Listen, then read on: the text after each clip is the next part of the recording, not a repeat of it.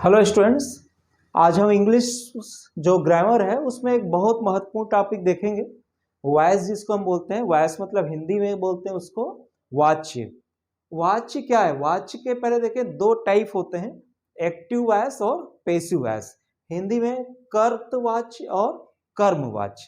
Voice में क्या होता है कि एक्टिव मतलब जब हम एक्टिव वॉइस की बात करते हैं तो उसमें कार्य करने वाला व्यक्ति पहले आता है। कार्य करने वाले क्या होते हैं इंग्लिश में? सब्जेक्ट। और कार्य का जिस पर प्रभाव पड़ता है यानी वो व्यक्ति या वस्तु जिसको ऑब्जेक्ट बोलते हैं वो बाद में आता है। इसका ठीक उल्टा कर दें हम, पैसिव में क्या होगा? ऑब्जेक्ट मतलब कार्य का जिस पर प्रभाव पड़े, जिसे हम कर्म कहते हैं, ऑब्जेक्ट वो शुरू में आएगा सेंटेंस में, और कर्ता मतलब कार्य करने वाला व्यक्ति जो है वो बाद में आएगा। ये जिसके बारे में कुछ बोला जाता है वो बाद में आएगा। तो पहले हम ये देखते हैं कि एक्टिव वॉइस को हम स्ट्रक्चर क्या लेते हैं। एक्टिव वॉइस में क्या होगा? Subject plus verb plus object. कर्ता पहले आएगा, कर्ता मतलब इस कार्य को करने वाला व्यक्ति, फिर वो कार्य बने वर्ब, फिर ऑब्जेक्ट। इसको संक्षेप में हम ऐसा लिखेंगे, सब्जेक्ट वर्ब और ऑब्जेक्ट। ये स्ट्रक्चर यदि है तो कहलाएगा कि सेंटेंस एक्टिव वॉइस में है। इसका उल्टा कर दे structure, object verb plus subject. इसको हम उल्टा कर दिए, शार्ट में ऐसा लिख देते हैं, ऑब्जेक्ट वर्ब और सब्जेक्ट। शार्ट में ऐसा लिख दिए हम। तो यदि सब्जेक्ट वर्ब ऑब्जेक्ट स्ट्रक्चर है मतलब कार्य करने वाला व्यक्ति पहले, कार्य का जिस पर प्रभाव पड़ा यानी ऑब्जेक्ट बाद में, यदि तो हम इसको कर्तवाच्य बोलेंगे। और यदि कार्य करने वाला व्यक्ति बाद में है, कार्य का जिस पर प्रभाव पड़ा जिसे ऑब्जेक्ट बोलते हैं वो पहले है, वर्ब हमेशा बीच में रहेगा, तो उस स्ट्रक्चर को हम क्या बोलेंगे? बोलेंगे ये सेंटेंस का वॉइस पैसिव है, ये सेंटेंस पैसिव वॉइस में है। अब ये वर्ब का जो फॉर्म है वो टेंस पर डिपेंड होता है। जिस भी टेंस में है वर्ब, उस टेंस की क्या होगी? ये फॉर्म वर्ब की होगी जिस टेंस के रूल में होगा। अब हम ये देखें कि इसके रूल क्या होते हैं। रूल मतलब हम ये समझें कि एक जनरल रूल होते हैं। जनरल रूल में क्या होता है कि जो रूल हमेशा फॉलो होते हैं, जनरल रूल्स में क्या होगा? जो रूल एक्टिव से पैसिव बदलेंगे, चेंज करेंगे वॉइस, तो जो रूल हमेशा फॉलो होंगे उसको हम जनरल रूल कहते हैं। तो जनरल रूल में क्या होता है अभी आप देख ही रहे हैं, सब्जेक्ट किधर चल देता है? ऑब्जेक्ट की जगह चल देगा, और ऑब्जेक्ट किधर चल देगा? सब्जेक्ट की जगह ले लेगा। ठीक है, जनरल रूल ये आपका वन हो गया रूल। और सेकंड, जब भी आप पैसिव वॉइस में जाते हैं तो आप मेन वर्ब का हमेशा थर्ड फॉर्म यूज करते हैं। याद रखना आपको, ये जो वर्ब है जैसे ही पैसिव वॉइस में जाती है तो मेन वर्ब जो है, मुख्य क्रिया हमेशा थर्ड फॉर्म में होती है, चाहे कोई भी टेंस हो। जितने भी टेंस है, किसी भी टेंस का अगर वॉइस चेंज कर रहे हैं तो मेन वर्ब हमेशा थर्ड फॉर्म में होगी। आपको याद रखना है पैसिव वॉइस में। और तीसरा रूल क्या कहता है कि हम प्रीपोजिशन बाई का यूज करेंगे, का यूज सब्जेक्ट के पहले। तीसरा रूल क्या बोलता है? हम प्रीपोजिशन बाई का यूज करेंगे सब्जेक्ट के पहले। देखिए, सब्जेक्ट जब बाद में आ जाता है पैसिव वॉइस में तो उस सब्जेक्ट के पहले बाई का यूज करते हैं। लेकिन कभी कभी याद रखना है कि बाई न भी आता, नहीं भी आता, कभी बाई प्रीपोजिशन के जगह पर इन आ जाएगा, एट आ जाएगा, टू आ जाएगा, विथ आ जाएगा, कभी कभी चेंज होते हैं। तो लेकिन ज्यादातर 99% केस समझे हम मोटे तौर पर कि बाई प्रीपोजिशन का यूज करते हैं पैसिव वॉइस में सब्जेक्ट के पहले। कुछ केसेस में नहीं भी यूज करते, बाई की जगह कुछ और, जो हम बाद में देखेंगे। फिलहाल हम ये जाने 3 जनरल रूल हो गए। एक और रूल हो गया, वो रूल होता है ऑक्सिलरी वर्ब का। ऑक्सिलरी वर्ब क्या है हम बता चुके हैं पहले आपको। एक जो होता है ऑक्सिलरी वर्ब, चौथा रूल आप कह सकते हैं कि जब आप एक्टिव से पैसिव में चेंज करते हैं तो मेन वर्ब के पहले कोई ना कोई ऑक्सिलरी वर्ब आती है, और कोई ना कोई ऑक्सिलरी वर्ब आती है तो वो डिपेंड करेगी कौन सी ऑक्सिलरी आएगी, ये डिपेंड करेगी कि कौन सा टेंस हम पढ़ रहे हैं। यदि हम प्रेजेंट सिंपल पढ़ रहे हैं तो दूसरी auxiliary, past simple, present continuous, future simple, जो भी टेंस की को आप वॉइस चेंज कर रहे हैं तो अलग अलग टेंस में अलग अलग ऑक्सिलरी आएगी। आप देखिए पैसिव वॉइस में जो वर्ब हमेशा थर्ड फॉर्म में होगी, जब भी पैसिव में चेंज करेंगे तो मेन वर्ब किस में आएगी, थर्ड फॉर्म में। तो फिर कैसे जानेंगे कि वो किस टेंस में है, किस टेंस में, क्योंकि मेन वर्ब तो हमेशा थर्ड फॉर्म में फिक्स है, चाहे कोई भी टेंस हो। तो हम ऑक्सिलरी वर्ब से ही पहचानेंगे कि वो जो पैसिव वॉइस में है, पैसिव वॉइस, वो उसका टेंस क्या है, ऑक्सिलरी वर्ब डिसाइड करेगी। तो इसका बड़ा महत्वपूर्ण रोल होता है। अब हम देखते हैं ऑक्सिलरी वर्ब, कौन सी ऑक्सिलरी वर्ब किस टेंस में पैसिव वॉइस बनाने पर यूज होती है। तो देखिए पहले हम क्या करेंगे, सभी टेंस का देख लेंगे ऑक्सिलरी वर्ब। पहला देख लेते हैं हम प्रेजेंट सिंपल। पहला हम देख लेते हैं प्रेजेंट सिंपल, मतलब जब आप प्रेजेंट सिंपल को पैसिव वॉइस से बदलेंगे तो ऑक्सिलरी वर्ब क्या हम लेते हैं, एम, इज या आर, ये तीन में से कोई भी ऑक्सिलरी आपको याद रखना है।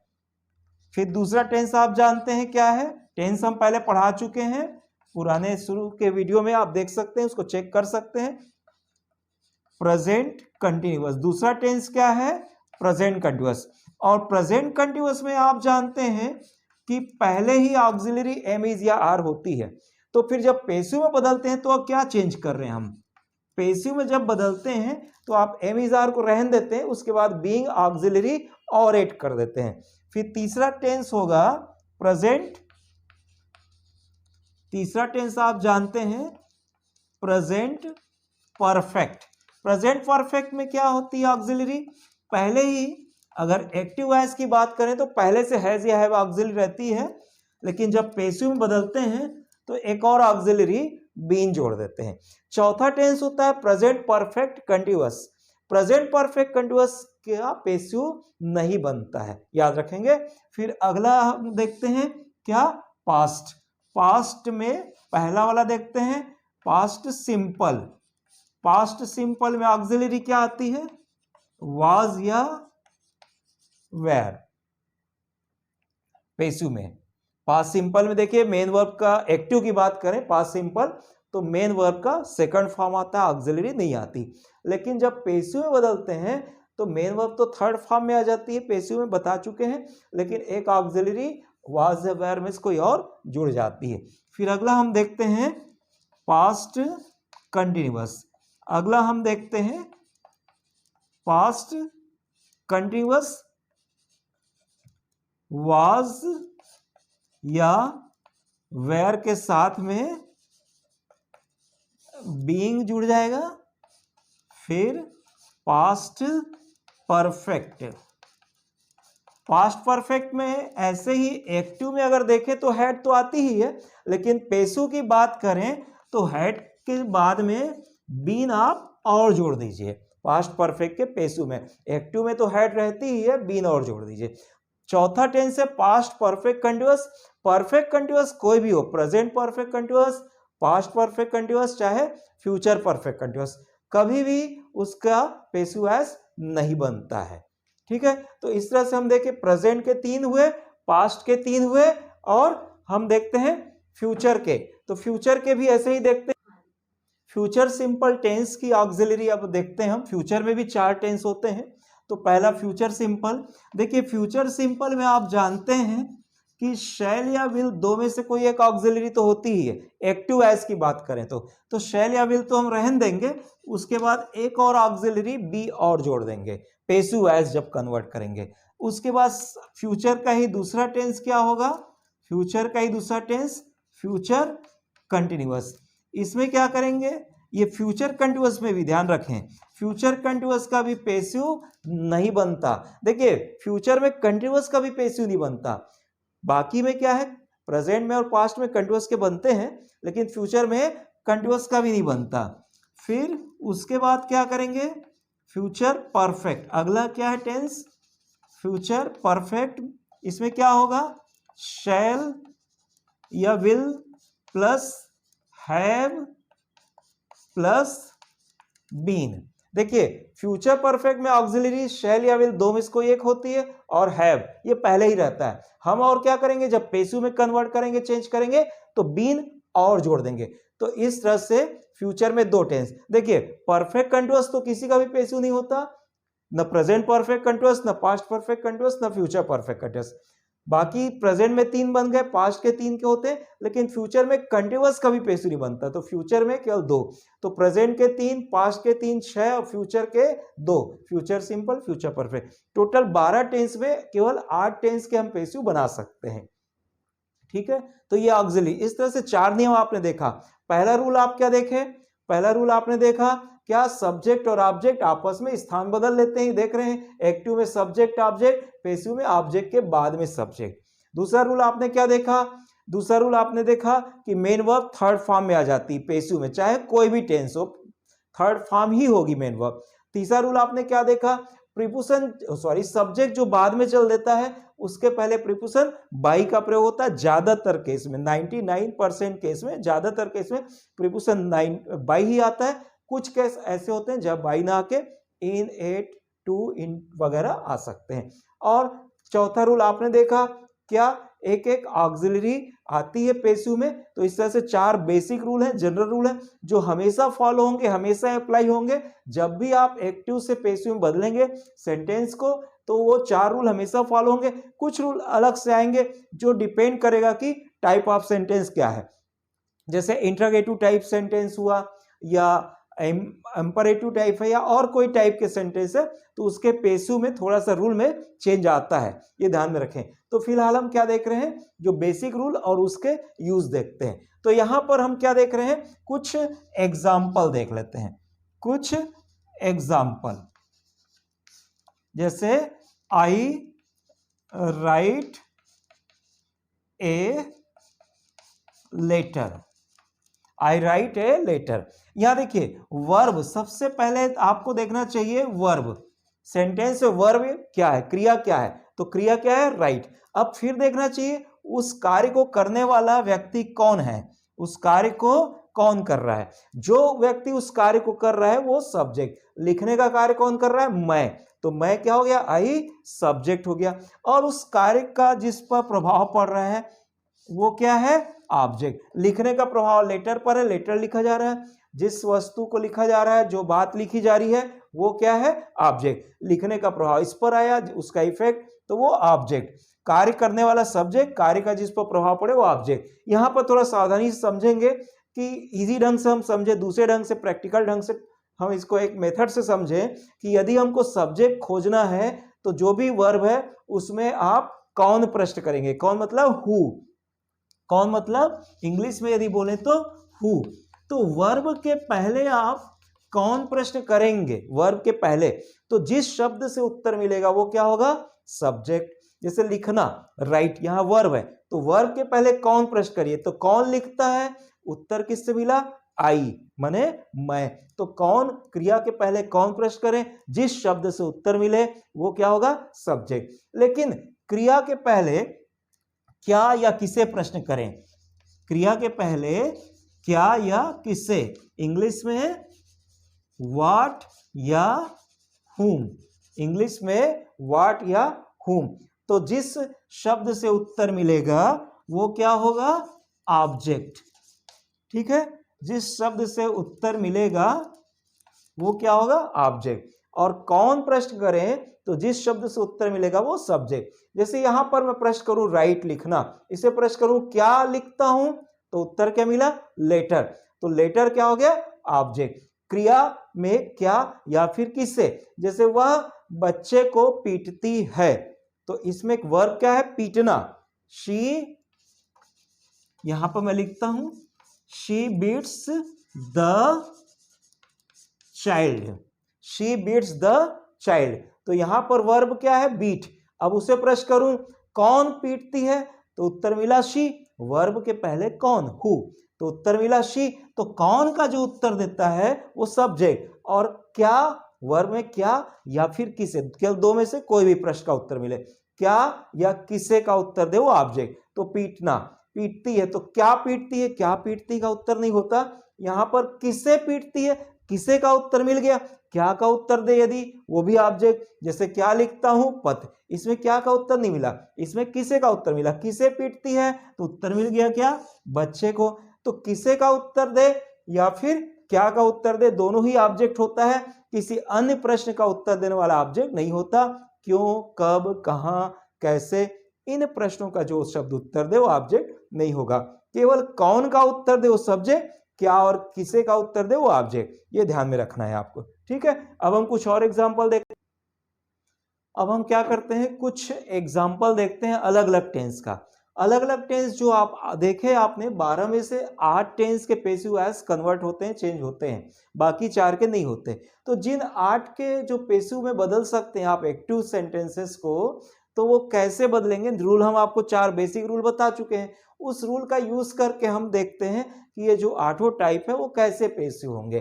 तो यहां पर आप ये देखिए, क्या आप ये देखिए ए लेटर, ये ऑब्जेक्ट पहले लाते हैं। फिर प्रेजेंट सिंपल है, तो प्रेजेंट सिंपल के पैसिव में आप जानते हैं एम, इज या आर ऑक्सिलरी लेना है, तो लेटर के साथ क्या आएगी, ऑक्सिलरी इज।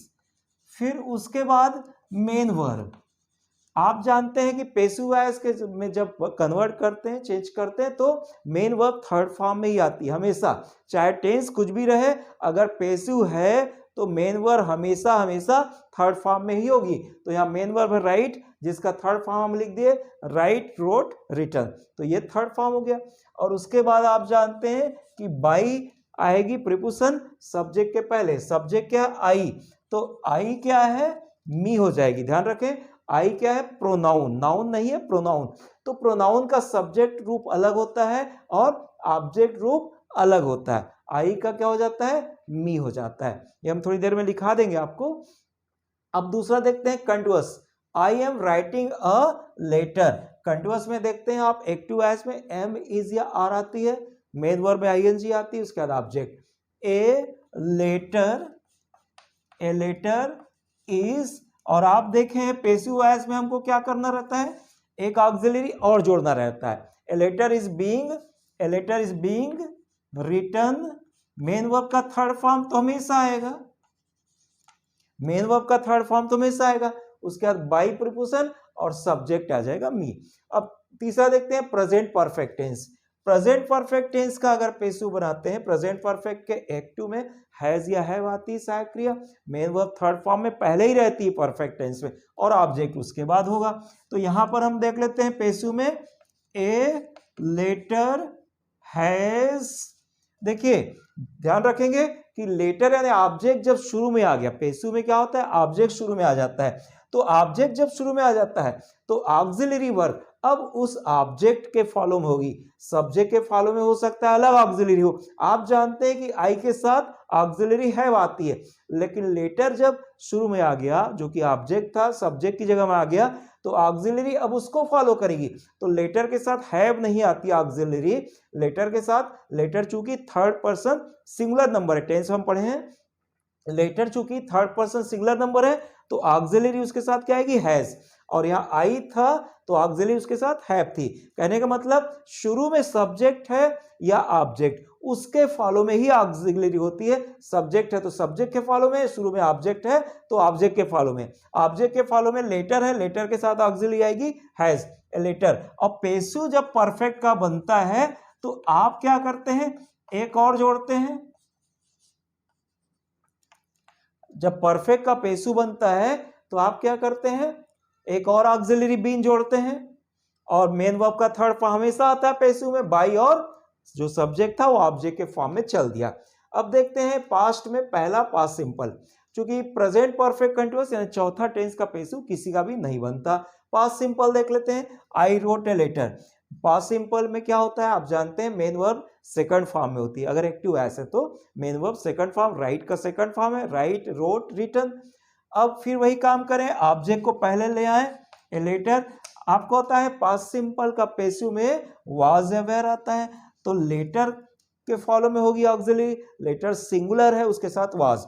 फिर चूंकि पैसिव बना रहे हैं तो थर्ड फॉर्म हमेशा आएगा मेन वर्ब का, लेटर वाज रिटन बाय मी, इस तरह से। अब पास्ट कंटिन्यूअस में वाज या वेयर ऑक्सिलरी होती है, मेन वर्ब में आईएनजी होता है, फिर ऑब्जेक्ट, शुरू में सब्जेक्ट। तो यहां भी वही काम, क्या, चूंकि पैसिव में बदल रहे हैं इसलिए ऑब्जेक्ट को तो शुरू में लाना ही होगा। और उसके बाद पैसिव में जब आप बदलते हैं तो वाज वेयर के साथ में आप बीइंग और जोड़ देते हैं, a letter was being written by me, ठीक है। आपने यहां दो ऑक्सिलरी, पास्ट कंटिन्यूअस के पैसिव में वाज तो रहेगी और बीइंग और जोड़ दिए, बाकी रूल वही है। पास्ट परफेक्ट में भी देखते हैं, पास्ट परफेक्ट के एक्टिव में आप जानते हैं ऑक्सिलरी हेड आती है, मेन वर्ब का थर्ड फॉर्म आता है। तो यहां पर देख लेते हैं, ए लेटर, पास्ट परफेक्ट का पैसिव में हेड को तो रहने देंगे, बीन और जोड़ देंगे, a letter had been written by me, a letter had been written by me. Future simple में I shall write A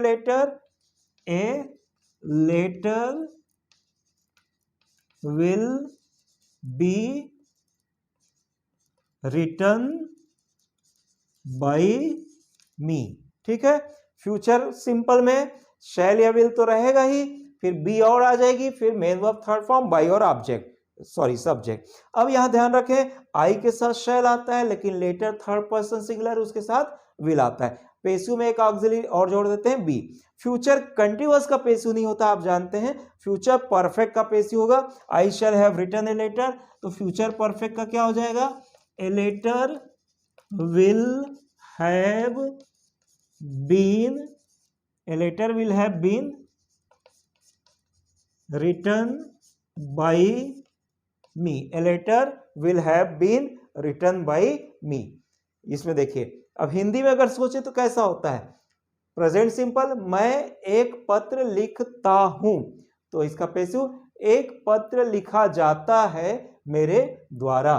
present continuous, मैं एक पत्र लिख रहा हूं, एक पत्र लिखा जा रहा है मेरे द्वारा। प्रेजेंट परफेक्ट, मैं एक पत्र लिख चुका हूं, कार्य समाप्त, एक पत्र लिखा जा चुका है मेरे द्वारा। पास्ट सिंपल, मैं एक पत्र लिखा, पहले की बात है पास्ट, एक पत्र लिखा गया मेरे द्वारा, पास्ट कंटिन्यूअस मतलब पहले कार्य चल रहा था भूतकाल में, मैं एक पत्र लिख रहा था, एक पत्र लिखा जा रहा था मेरे द्वारा। पास्ट परफेक्ट, मैं एक पत्र लिख चुका था, एक पत्र लिखा जा चुका था मेरे द्वारा। फ्यूचर सिंपल, मैं एक पत्र लिखूंगा, एक पत्र लिखा जाएगा मेरे द्वारा। फ्यूचर परफेक्ट, मैं एक पत्र लिख चुका होऊंगा, एक पत्र लिखा जा चुका होगा मेरे द्वारा। इस तरह से 12 आपने देखा, 4 जनरल रूल देखे, बेसिक रूल देखे, और 12 में से 8 टेंस जिनका पैसिव बनता हुआ आपने देखा। फिर आपने देखा कि ऑब्जेक्ट को हम कैसे पहचानेंगे, क्योंकि ऑब्जेक्ट को नहीं पहचानेंगे तो आप शुरू में किसे रखेंगे, कई शब्द हो सकते हैं जो आगे हम देखेंगे जो ऑब्जेक्ट नहीं रहते, ऑब्जेक्ट के जैसे लगते हैं, तो उसमें एक कंफ्यूजन आता है। आगे हम देखेंगे कि कौन से शब्द ऑब्जेक्ट है कौन से नहीं है, उसको कैसे पहचाने, वो थोड़ा और एडवांस लेवल हम बढ़ेंगे नेक्स्ट क्लास से। Thank you.